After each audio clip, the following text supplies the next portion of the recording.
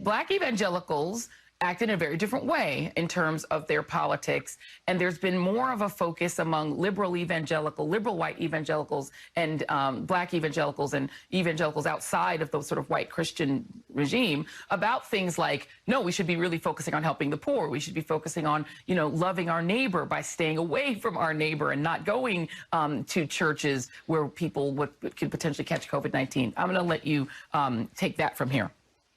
Well, first of all, thank you so much. And I think part of the problem, Joy, is even the way we frame this in left evangelicals and right evangelicals. First of all, what we hear from Jeffries is heretical, and we have to start calling it what it is.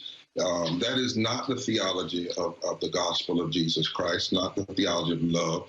The last week that Jesus was with us, he was staying at the house of the poor in Bethany. He was saying that people are hypocrites who go through religious services but do not do the weightier matters of the law, which is justice. He was declaring that a nation would be judged by how it cares for the poor and the least of these. And so, and the sick and the hungry and the immigrants. So on every turn in policy, Trump has sinned.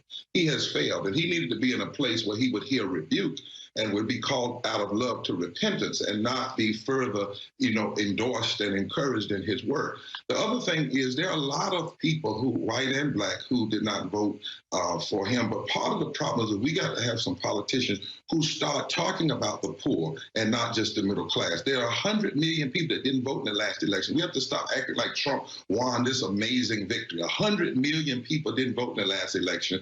And the margin of victory is in the number of poor white, Black, and brown people who never hear their names mentioned in the politics. In every state he won, the margin of victory is among the poor. So we're going to have to get to a point where we believe that justice is not a liberal issue helping the poor. And this pandemic is trying to teach us this.